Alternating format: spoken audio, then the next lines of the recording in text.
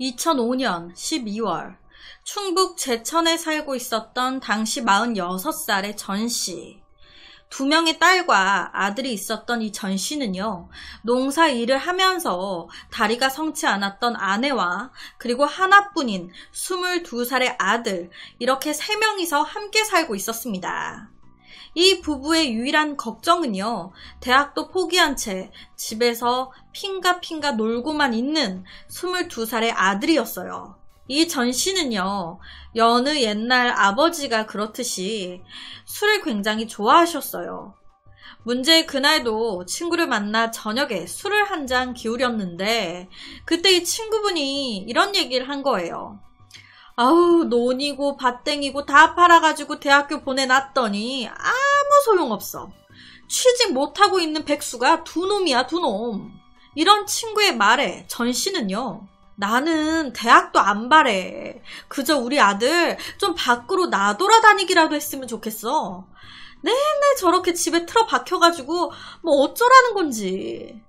이 말에요, 이 친구가 이런 얘기를 한 거예요. 우리 큰놈 보니까 사내놈 군대 갔다 오면 달라져. 군대 보내버려. 갔다 오면 좀 달라질 거야. 앉으나 서나 자식 걱정뿐이었던 두 아버지. 속상한 마음에 이날 전씨는요, 몸도 제대로 못 가눌 정도로 많이 마셨는데요. 그렇게 홀로 술에 취한 채 집으로 가려고 논두렁을 걸어가는데 이때 이 전씨는 혼자가 아니었습니다. 누군가 이 전씨의 뒤에서 미친 듯이 막 뛰어오더니 이 전씨의 머리를 갑자기 둔기로 내려친 거예요. 그 충격에 그대로 바닥에 쓰러져 버린 전씨. 대체 누가 느닷없이 전씨를 습격한 걸까요? 같은 시각 집에서 아내는 안절부절 상태였습니다. 왜냐? 아니, 이 사람이 들어올 때가 됐는데 들어오질 않으니까, 연락도 안 되니까. 남편 전씨의 걱정에 대문 앞까지 나와서 이 아내는 남편을 기다렸고 아들은 큰 길까지 나가서 아버지를 찾기 시작했습니다. 하지만 아버지가 안 보여. 그렇게 안절부절하고 있는데 마을 이웃이 급하게 막 달려오더니 큰일 났다고. 지금 전씨 논바닥에 쓰러져 있다고.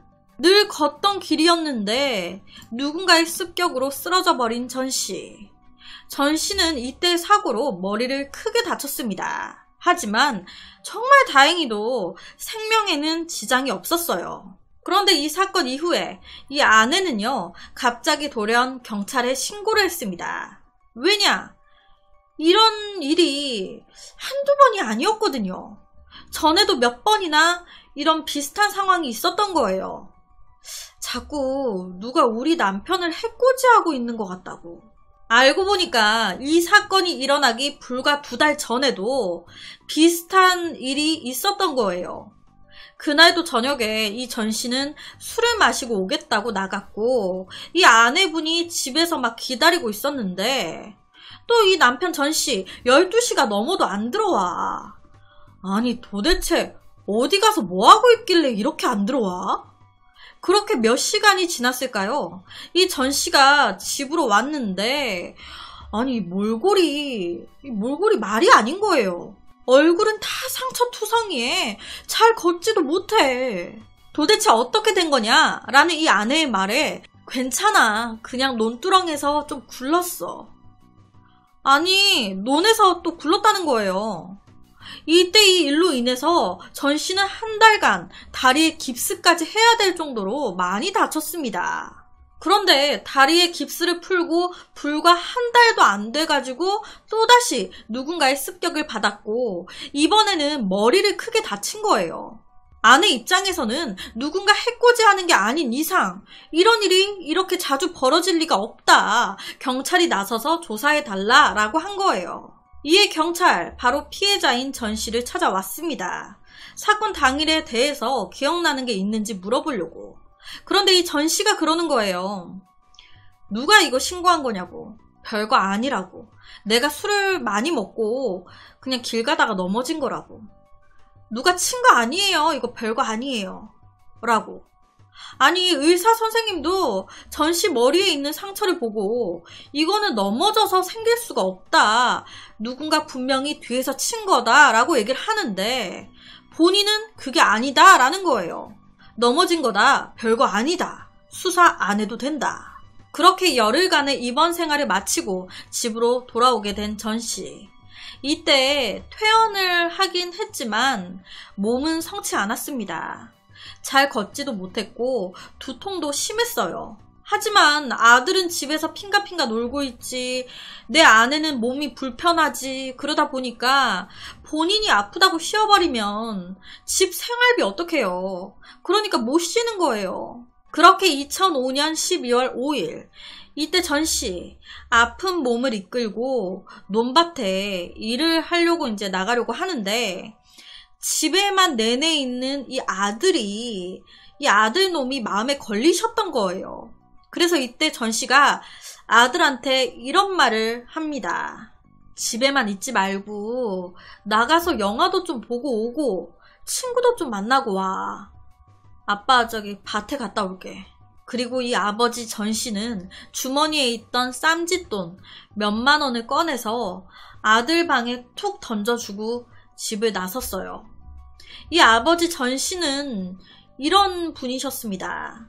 이 일이 있고 약 일주일 정도가 지난 2005년 12월 12일 또 한 번 집이 발칵 뒤집혔습니다. 이 전 씨가 밭에서 이제 일을 하다가 그대로 쓰러지신 거예요. 머리 부상으로 입원했다 퇴원한 지 불과 일주일 만에 또다시 응급차에 실려가게 된 전 씨. 도대체 밤도 아닌 대낮에 왜 논바닥에 쓰러져 있었던 걸까요? 전 씨는 급하게 옮겨졌고 의사와 간호사들은 긴급하게 전 씨의 위를 세척하기 시작했습니다. 이때 이 전 씨 농약을 마신 거예요. 농약. 그렇다면 전 씨 이때 극단적인 선택을 했던 걸까요? 아니요, 전혀. 이 또한 사고였습니다. 이 사고로 인해서 전 씨 의식이 없는 상태, 혼수 상태에 빠진 거예요. 지금 계속적으로 이 전 씨 목숨을 위협받는 그런 사고를 당하고 있는 거거든요. 왜 전 씨에게 이런 일이 벌어지고 있는 걸까? 남편이 갑자기 이렇게 돼버리니까 아내 얼마나 놀래요. 정신이 하나도 없죠. 그렇게 남편 병원에서 간병을 하던 아내는요, 어느 순간 아 맞다 놀란 거예요. 왜냐? 아 맞다 12월 13일 오늘 우리 아들 군대 가는 날이네. 아 내 정신 좀 봐. 네 아버지가 저렇게 되시는 바람에 엄마가 정신이 없네. 미안해 아들. 우리 아들 잘 다녀와. 혼수 상태에 빠져있는 아버지와 몸이 불편한 어머니를 두고 군대에 가야 했던 아들.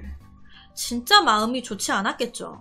13일 이 아들은 입대 전에 병원에 있는 아버지 전 씨에게 마지막 입대 인사를 하기 위해 들렀습니다. 아버지, 저 군대 잘 갔다 올게요. 사랑합니다. 그리고 이때 경찰은요, 이 엄마가 수사 요청을 한 거였기 때문에 이 수사를 접지 않고 계속적으로 이 전 씨의 사건을 수사하고 있었어요.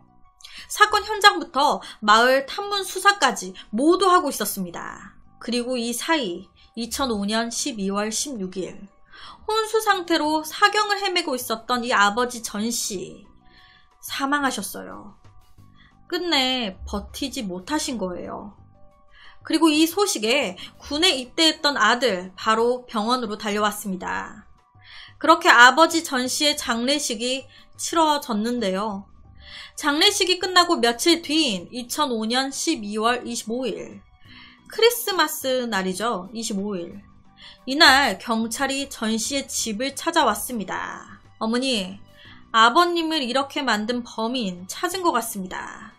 전 씨의 아들, 당신을 아버지 존속상해 치사 혐의로 체포하겠습니다. 뜬금없이 아들을 체포한다고 잡아간 거예요. 남편도 잃고 마음 아파 죽겠는데 하나밖에 없는 우리 아들까지 경찰이 데려가겠다고 하니까 우리 아들이 자기 아버지 내 남편을 죽였다고 하니까 당연히 이때 엄마 너무 놀래죠. 너 아니잖아. 네가 안 그랬잖아. 네가 아버지 죽인 거 아니잖아. 아니라고 말해. 그리고 이 말에 아들 또한 아니라고 억울하다고 얘기했습니다. 하지만 경찰이 아무 증거도 없이 잡아갈 리가 없죠. 경찰이 내민 결정적인 증거, 그건 바로 지문이었어요. 지문. 마지막 사건 때 아버지가 쓰러진 채 발견된 논. 이 아버지 곁에서 소주병이 발견이 됐는데 그 소주병에서 아들의 지문이 나온 거예요. 그리고 집안에서 숨겨져 있는 농약을 발견하게 됐는데 그 농약에서도 아들 지문이 떡하니 나온 겁니다. 이 모든 얘기를 들은 엄마. 아들, 너 아니잖아. 아니라고 말해. 네 아버지가 그런 거잖아. 네 아버지가 그런 거라고 말하라고. 라고 얘기하는 거예요.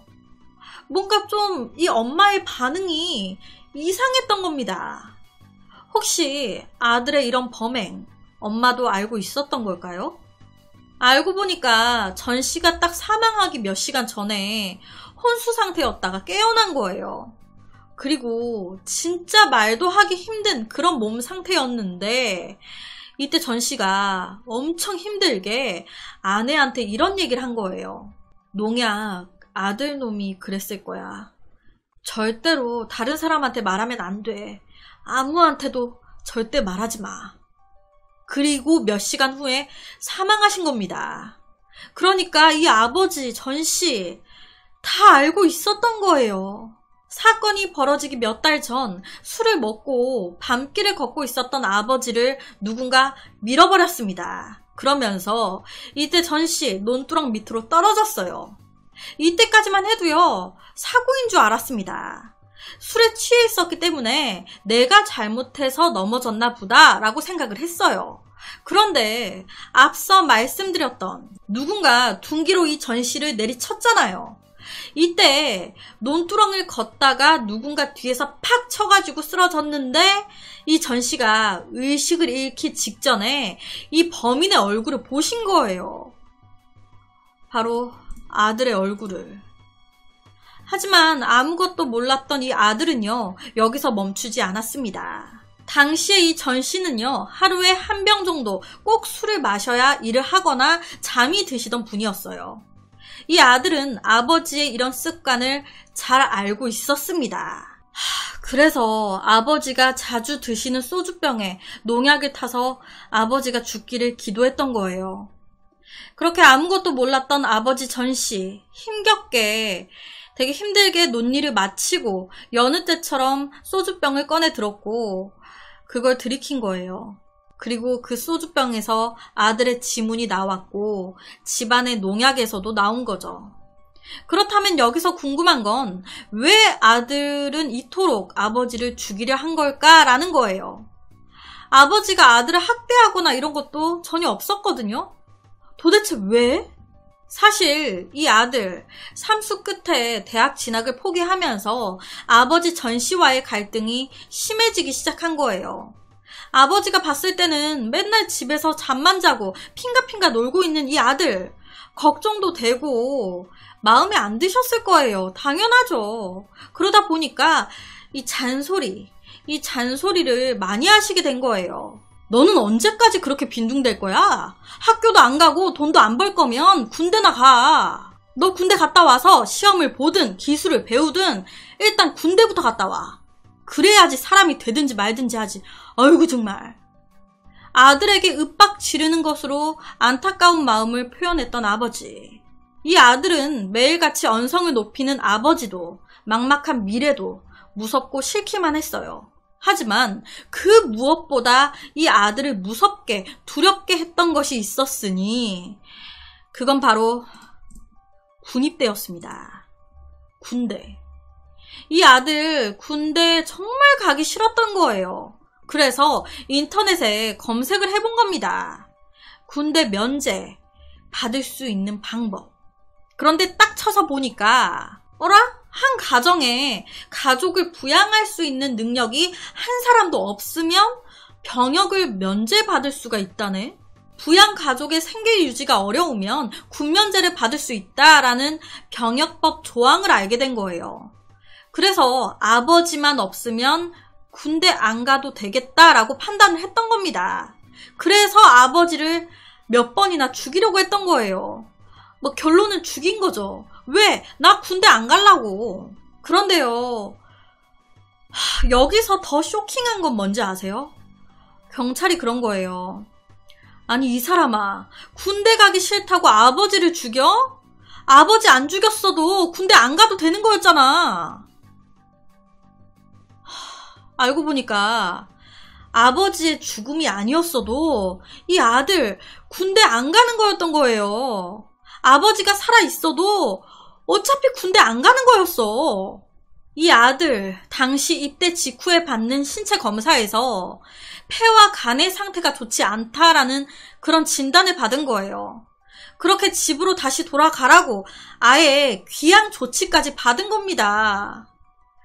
결국에 이 아들은 존속 살해 혐의로 징역 10년을 선고받았다고 하는데요. 아니 그냥 가만히 있어도 군대 안 가는 거였는데 그런 용서받지 못할 짓까지 해가지고 자기도 징역 10년에 범죄자가 되고 아버지도 잃고 아내는 어쩔 거예요. 몸도 안 좋은데. 정말 집안이 아예 박살이 나버린 거예요. 자식을 아는 데는 아버지만한 사람이 없다는 말이 있습니다.